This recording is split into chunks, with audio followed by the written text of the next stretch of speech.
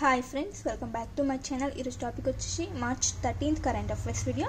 So ఎవరైనా మన ఛానల్ని కొత్తగా చూసినట్టయితే ప్లీజ్ సబ్స్క్రైబ్ చేసుకోండి, లైక్ చేయడం మాత్రం అస్సలు మర్చిపోవద్దు. ఈరోజు ఫస్ట్ టాపిక్ చూస్తే కనుక ఆంధ్రప్రదేశ్ రాష్ట్రం వచ్చేసి మొల్ల జయంతిని రాష్ట్ర ఉత్సవంగా ఏ రోజున జరుపుకుంది అంటే మార్చ్ 13th ఈ ఉత్సవాన్ని జరుపుకోవడం జరిగింది. సో ఆమె ప్రముఖ కవయిత్రి అన్నమాట మొల్ల.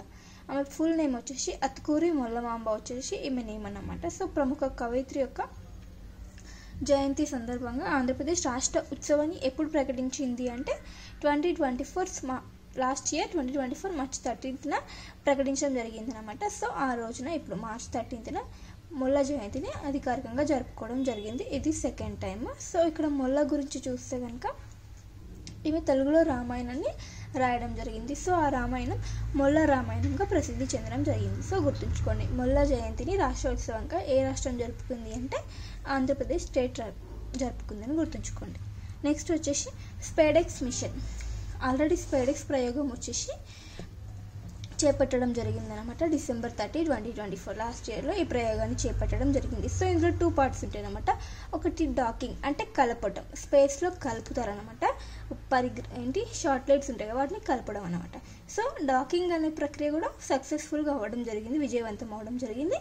సో అది January 10th డాకింగ్ అని డాకింగ్ అంటే కలపడం, అది కూడా సక్సెస్ఫుల్ అయింది. మళ్ళీ ఇప్పుడు ఏంటంటే డాకింగ్ అంటే విడదీయడం అన్నమాట. అనుసంధానం డాకింగ్ అంటారు, దాన్ని సపరేట్ చేయడాన్ని డాకింగ్ అంటారు. సో అది ఎప్పుడు కంప్లీట్ అయిందంటే రీసెంట్గా మార్చిలో కంప్లీట్ అవ్వడం జరిగింది అనమాట. సో ఈ ప్రయోగం ఎప్పుడు చేపట్టారంటే స్పేడెక్స్ మిషన్ వచ్చేసి December 30, 2024 సంవత్సరంలో శ్రీహరికోట వేదికగా ఈ ప్రయోగాన్ని చేయడం జరిగింది అనమాట. సో యూజ్ చేసిన రాకెట్ ఏంటంటే PSLV C-60 రాకెట్ ద్వారా ఈ ప్రయోగాన్ని చేపట్టారు. మరి ఎన్ని ఉపగ్రహాలు ఇందులో ఉన్నాయంటే 2 ఉపగ్రహాలు ఉండడం జరిగింది. వాటి నేమ్స్ వచ్చేసి చేజర్ అండ్ టార్గెట్. ఇవి వచ్చేసి ఉపగ్రహాలు అనమాట స్పేడెక్స్ మిషన్లో. సో మనకు చాలా ఇంపార్టెంట్ స్పేడెక్స్ మిషన్. దీని ద్వారానే అలసందల విత్తనాలు ఈ రాకెట్ ద్వారా పంపించడం జరిగింది. సో గుర్తుంచుకొని ట్రై చేయండి. మరి ఈ స్పేడెక్స్ మిషన్ని ప్రయోగం అనేది విజయమైంది కదా అన్ని దశల్లో. సో మరి ఎన్నో దేశంగా మన భారతదేశం నిలిచింది అంటే ఫస్ట్ ఈ ప్రయోగాన్ని చేపట్టిన దేశాలు చూస్తే కనుక అమెరికా, రష్యా, చైనా, తర్వాత మన భారత్ 4th కంట్రీగా నిలవడం జరిగింది. ఏ ప్రయోగంలో భాగంగా అంటే స్పేడెక్స్ మిషన్ సక్సెస్ఫుల్గా ప్రయోగించిన దేశంలో భారత్ యొక్క పొజిషన్ 4th ప్లేస్ అని గుర్తుంచుకోండి. టాప్ 3 వచ్చేసి America, Russia, China. Docking successful అయింది, డాకింగ్ కూడా సక్సెస్ఫుల్ అవ్వడం జరిగింది. Next current affair, world university rankings ఏ సంస్థ ఇచ్చిందంటే క్వాక్వరెల్లి సైమన్స్ లండన్ కేంద్రంగా పనిచేసే QS సంస్థ వరల్డ్ యూనివర్సిటీ ర్యాంకింగ్స్ ఇవ్వడం జరిగిందనమాట. సో ఇక్కడ ఏంటంటే ఒక సబ్జెక్ట్ ఆధారంగా ర్యాంకింగ్స్ అనేది ఇవ్వడం జరుగుతుందన్నమాట. మరి ఈ ప్రపంచంలోనే అత్యుత్తమైనవి 50 విశ్వవిద్యాలయాల్లో మన భారత్ నుంచి ఈ 9 విశ్వవిద్యాలయాలకి చోటు దక్కిందంట ఈ టాప్ 50లో. సో అవి ఏంటో చూస్తే కనుక మన భారత్ నుండి ఇండియన్ స్కూల్ ఆఫ్ మైన్స్ అంటే మైన్స్ గనుల రంగంకి సంబంధించి సబ్జెక్ట్ అనమాట. సో ఆ సబ్జెక్ట్కి సంబంధించి ధన్బాద్ నుండి ఇండియన్ స్కూల్ ఆఫ్ మైన్స్ 20వ ర్యాంకుని పొందడం జరిగింది. నెక్స్ట్ IIT బాంబే వచ్చేసి 28th rank. Next IIT Kharagpur వచ్చేసి 45th ర్యాంకుని పొందడం జరిగింది. ఇంకా మీరు చూస్తే IIM ఇది వచ్చేసి 27th ర్యాంక్. IIM బెంగళూరు వచ్చేసి 40th ర్యాంక్. ఇక్కడ ఏంటంటే ఇంకా భారత్కు చెందిన 79 యూనివర్సిటీలు వివిధ అంశాలు అంటే వివిధ సబ్జెక్ట్స్లలో 533 ర్యాంకులు అనేవి పొందడం జరిగిందంటే భారత్కు చెందినవి. సో టాప్ 50లో వచ్చేసి భారత్ నుండి 9 విశ్వవిద్యాలయాలు ఎంపిక అవడం జరిగిందని గుర్తుంచుకోండి. అండ్ అదేవిధంగా తెలంగాణ నుంచి వచ్చేసి హైదరాబాద్ కేంద్రీయ విశ్వవిద్యాలయం కూడా దీంట్లో చోటు దక్కించుకుందనమాట. సో దేనికి సబ్జెక్ట్ అంటే ఆంగ్ల భాష మరియు సాహిత్యంకి ఈ సబ్జెక్ట్ విషయంలో 251 నుంచి 300 మధ్యలో చోటు దక్కించుకోవడం జరిగింది హైదరాబాద్ కేంద్రీయ విశ్వవిద్యాలయం. నెక్స్ట్ కరెంట్ అఫైర్, రూపాయి చిహ్నం. ఇది ఏంటంటే తమిళనాడు స్టేట్ వచ్చేసి బడ్జెట్ ఉంటుంది కదా, ఆ బడ్జెట్లో రూపాయి యొక్క లోగో ఏదైతే ఉంటుందో దాన్ని తమిళ అక్షరంతో రీప్లేస్ చేయడం జరిగిందంట. రూపాయి యొక్క చిహ్నాన్ని తమిళ అక్షరంతో రీప్లేస్ చేయడం జరిగింది. సో ఎందుకు ఇలా చేస్తుందంటే తమిళనాడు వచ్చేసి నూతనంగా జాతీయ విద్యా విధానం పెట్టారు కదా, అదేంటంటే 3 లాంగ్వేజెస్ని మనం యూస్ చేయాలని ప్రతి రాష్ట్రానికి ఆర్డర్స్ అనేది వేయడం జరిగింది.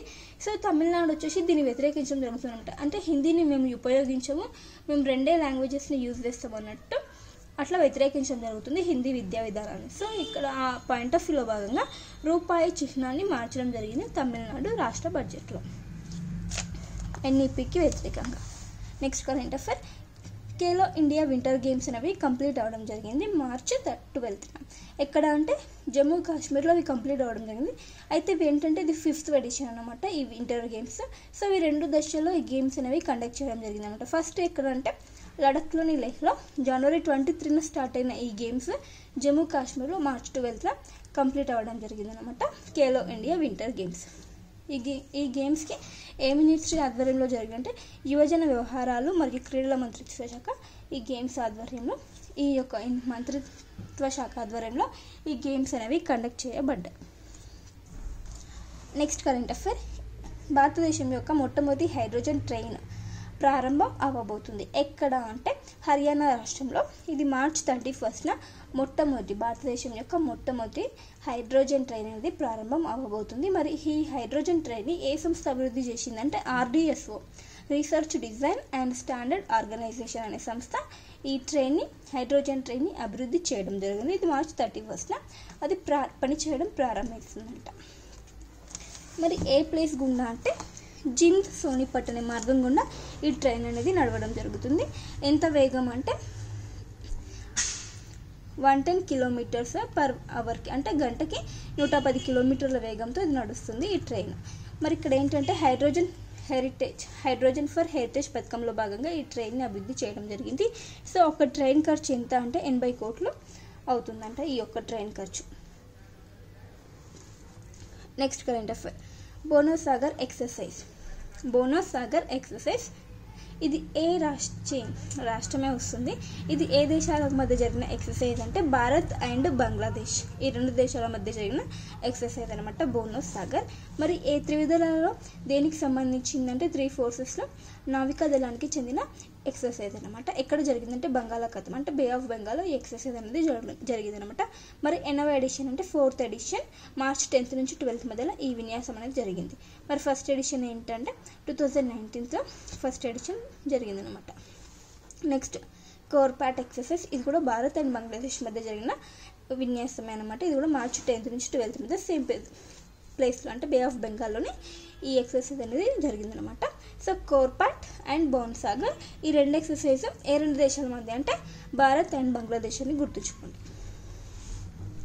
Next current affair, IIFA awards.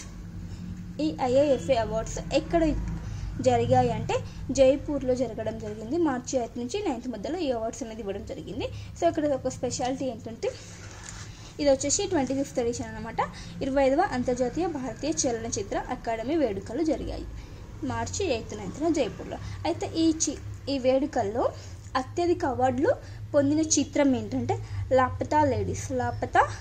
ఈ చిత్రానికి వచ్చేసి టోటల్గా 10 అవార్డ్స్ అనేది రావడం జరిగిందంటే. సో అత్యధికంగా అవార్డులు కొల్లగొట్టిన సినిమా ఏదంటే లాపతా లేడీస్. సో ఇది సుప్రీంకోర్టులో కూడా దీని ప్రదర్శన వేయడం జరిగింది. సో చాలా ఇంపార్టెంట్ లాపతా లేడీస్ మూవీ కూడా బాగుంటుంది, ఒకవేళ చూడాలనుకుంటే చూడొచ్చు. Next current affair, Astra missile పరీక్షని DRDO విజయవంతంగా ప్రయోగించడం జరిగిందనమాట. సో ఈ మిసైల్ వచ్చేసి పూర్తిగా స్వదేశీ పరిజ్ఞానంతో తయారు చేసిన అస్త్రా మిసైల్. సో ఇది ఏ విమానం గుండా దీన్ని ప్రయోగించారంటే తేజస్ యుద్ధ విమానం గుండా దీన్ని ప్రయోగించడం జరిగిందనమాట. సో ఇది ఏ మిసైల్ అంటే ఎయిర్ టు ఎయిర్ అంటే గాలి నుండి గాల్లోకి ప్రయోగించే మిసైల్ అనమాట. సో ఇది 100 కిలోమీటర్స్ దూరంలో ఉన్న లక్ష్యాలను ఖచ్చితత్వంతో అంటే టార్గెట్ చేయడం జరుగుతుందంట 100 కిలోమీటర్లు ఉన్న లక్ష్యాలు. నెక్స్ట్ కరెంట్ అఫైర్, 2025-26 ఆర్థిక సంవత్సరానికి జీడిపిని అంచనా వేసిన ఒక సంస్థ గ్రోత్ రేట్ ఎంత ఉంటుంది అని మూడీస్ అనే సంస్థ 6.5%కి పైగా ఎక్కువగా ఉంటున్నట్లు అంచనా వేయడం జరిగింది. నెక్స్ట్ పోలియో టీకా వచ్చేసి అందుబాటులో అంటే తక్కువ ధరలో అందుబాటులోకి రాబోతుందంట త్వరలో.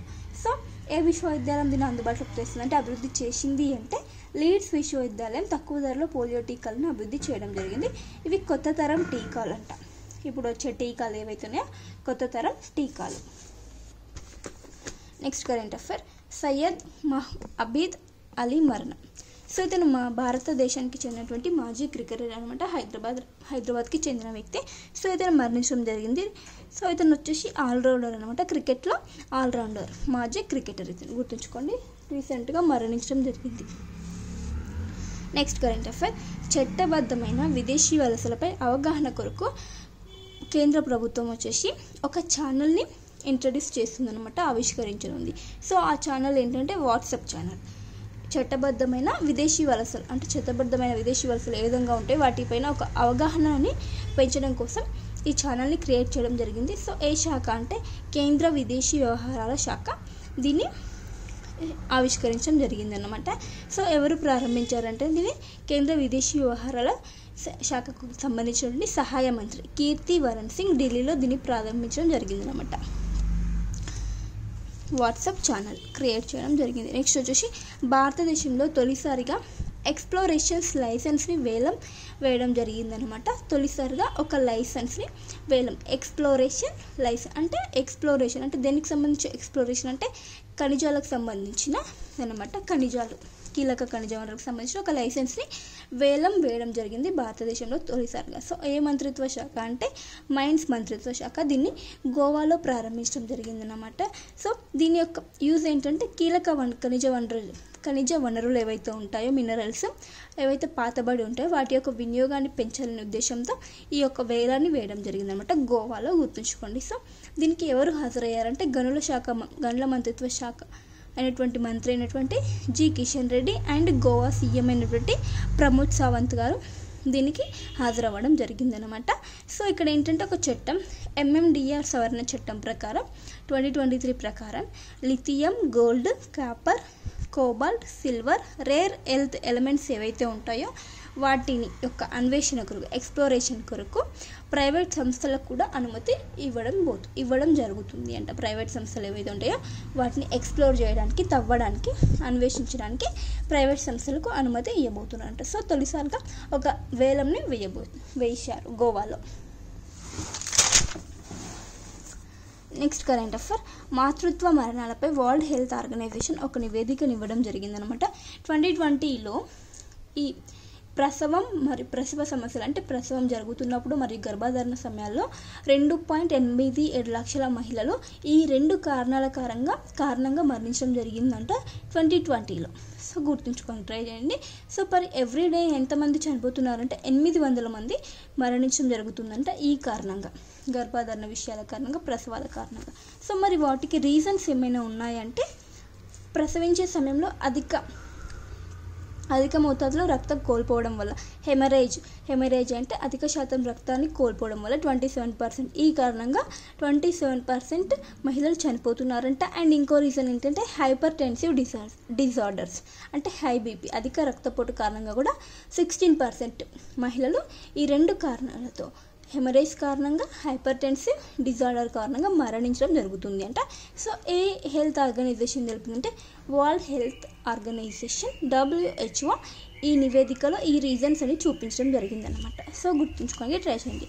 నెక్స్ట్ వచ్చేసి అరటి పండ్లు ఉంటాయి కదా, వాటిని ఎండకు కూడా నల్లబడకుండా ఒక జెనెటిక్ ఇంజనీరింగ్ ద్వారా ఒక ప్రక్రియను అభివృద్ధి చేయడం జరిగిందనమాట.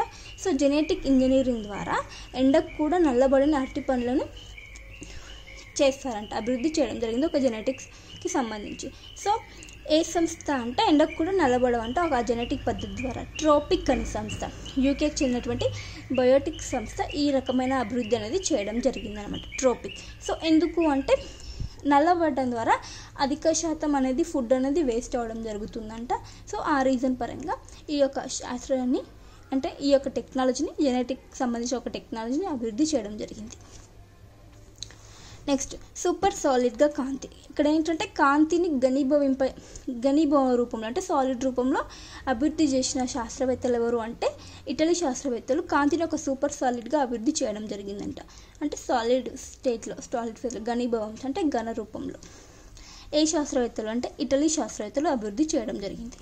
నెక్స్ట్ వచ్చేసి అంతరిక్షానికి ఒక జల్లెడ పట్టి అంటే అంతరిక్షాన్ని మొత్తంగా క్షుణ్ణంగా చూసి అంతరిక్షంలో, విశ్వంలో ఏవైతే రహస్యాలు ఉన్నాయో వాటిని ఛేదించడమే లక్ష్యంగా ఏ శాస్త్రవేత్తలు ఒక టెలిస్కోప్ని అభివృద్ధి చేశారంటే చైనా శాస్త్రవేత్తలు. టెలిస్కోప్ని అభివృద్ధి చేయడం జరిగింది. సో దాని నేమ్ ఏంటంటే స్పియరెక్స్ అనే టెలిస్కోప్. సో ఇది ఏంటంటే అంతరిక్షంలో ఉన్నటువంటి ఏదైతే ఉంటుందో విషయాలను రహస్యాలను ఛేదించడానికి ఈ స్పియరెక్స్ టెలిస్కోప్ అనేది యూస్ అవుతుంది. నెక్స్ట్, భూగర్భంలో 2 భారీ శిఖరాలు ఉన్నట్టు మేరీల్యాండ్ విశ్వవిద్యాలయానికి సంబంధించినటువంటి సైంటిస్టులు తెలపడం జరిగింది. సో 2 భారీ శిఖరాలు అంటే వాటిని ఏమంటారంటే బ్లాబ్స్ అని అంటారు. అంటే భూగర్భంలో ఉన్నటువంటి శిఖరాలని ఏమని పిలుస్తారంటే బ్లాబ్స్ అని పిలుస్తారంట. నెక్స్ట్ కరెంట్ అఫైర్, గాయాన్ని గంటల్లోనే మాన్పే ఒక మాయా చర్మాన్ని తయారు చేసిరు. అంటే హైడ్రోజల్ని బేస్ చేసుకొని ఒక మాయా చర్మాన్ని తయారు చేసిన శాస్త్రవేత్తలు ఎవరంటే బెరైట్ యూనివర్సిటీ జర్మనీకి సంబంధించి, నెక్స్ట్ ఫిన్లాండ్కి చెందినటువంటి ఆల్టో యూనివర్సిటీ. ఈ 2 యూనివర్సిటీ యొక్క శాస్త్రవేత్తలు ఏదైనా గాయం అయిందనుకో దాన్ని గంటల్లోనే దాన్ని మానిపోయేటటువంటి ఒక మాయా చర్మాన్ని తయారు చేయడం జరిగింది, అభివృద్ధి చేయడం జరిగింది. ఏ ఆధారంగా అంటే హైడ్రోజల్ని ఆధారంగా చేసుకొని ఆ చర్మాన్ని అభివృద్ధి చేయడం జరిగింది ఈ 2 యూనివర్సిటీల యొక్క శాస్త్రవేత్తలు. సో దట్ మనకి గాయాలు తగిలినప్పుడు గంటల్లోనే నయమవుతుందంట ఈ చర్మం ద్వారా, మాయా చర్మం ద్వారా. నెక్స్ట్ వచ్చేసి చైనా హైపర్సోనిక్ రాడార్ని నిర్మించింది అనమాట. ఎక్కడ అంటే యున్నాన్ ప్రావిన్స్లో రాడార్ సిస్టమ్ అనమాట. యున్నాన్ ప్రావిన్స్లో ఈ హైపర్సోనిక్ రాడార్ని నిర్మించడం జరిగింది. సో ఈ రాడార్ ఏం చేస్తుందంటే every small and big missiles వేరే దేశాల నుండి వస్తాయి కదా, ఇండియా నుంచి కానీ వేరే దేశాల నుండి కూడా 5000 కిలోమీటర్స్ దూరంలో ఉన్న ఏవైతే మిజైల్స్ కానీ చిన్న మిజైల్స్ కానీ ఏవైతే వస్తాయో వాటిని ట్రాక్ చేస్తుందంట ఈ రాడార్, హైపర్సోనిక్ రాడార్. సో దీని యొక్క పని ఏంటంటే ట్రాక్ చేయడం జరుగుతుంది. ఏవైనా క్షిపణులు కానీ ఏవైనా మిజైల్స్ కానీ వాళ్ళ దేశంలోకి వస్తే వాటిని ట్రాక్ చేయడం జరుగుతుంది. ఎంత డిస్టెన్స్ అంటే 5000 కిలోమీటర్స్ దూరంలో ఉన్నటువంటి వాటిని ఇది గుర్తుపడుతుంది అన్నమాట ఈ హైపర్సోనిక్ రాడార్. ఏ దేశం? చైనా దేశం. Next, Bharat space conclave 2025. ఇది ఎక్కడ అంటే March 12న న్యూఢిల్లీలో జరిగింది. ఫిక్కీ ఆధ్వర్యంలో ఈ భారత్ స్పేస్ కాన్క్లేవ్ జరగడం జరిగింది అనమాట. సో దీనికి ఇక్కడ ఏంటంటే ఇన్స్పేస్ చైర్మన్ పవన్ గోయంకా గారు ఈ ఇన్స్పేస్ సంస్థ వచ్చేసి ప్రముఖ పాత్ర వహిస్తుంది అనమాట ఈ భారత్ స్పేస్ కాన్క్లేవ్కి సంబంధించి. దాని యొక్క చైర్మన్ ఎవరు? పవన్ గోయంకా. సో ఈ ఇన్స్పేస్ సంస్థ వచ్చేసి 2020లో ప్రారంభం అవడం జరిగింది. సో దీని యొక్క ముఖ్య ఉద్దేశం ఏంటంటే స్పేస్లో ఇన్నోవేషన్స్ని పెంచడమే దీని యొక్క లక్ష్యం అనమాట. ఈ భారత్ స్పేస్ కాన్క్లేవ్ యొక్క ముఖ్య ఉద్దేశం స్పేస్లో అంతరిక్ష రంగంకి సంబంధించిన స్టార్టప్స్ కానీ ఏవైనా ఉంటాయి కదా వాటిని ప్రోత్సహించడం దీని యొక్క లక్ష్యం. మన థీమ్ వచ్చేసి space innovations for Atmanirbhar Bharat. Space innovations for Atmanirbhar Bharat వచ్చేసి ఈ 2025కి థీమ్ అనమాట. సో భారత్ స్పేస్ కాన్క్లేవ్ ఎక్కడ జరిగింది? న్యూఢిల్లీలో జరిగింది. సో గుర్తుంచుకోవడానికి ట్రై చేయండి. సో ఇవన్నీ ఫ్రెండ్స్ ఈరోజు ఇంపార్టెంట్ కరెంట్ అఫైర్స్. వీడియో నచ్చితే ప్లీజ్ లైక్ చేయండి, షేర్ చేయండి, అలాగే సబ్స్క్రైబ్ చేసుకోండి. Thank you for watching. Bye bye.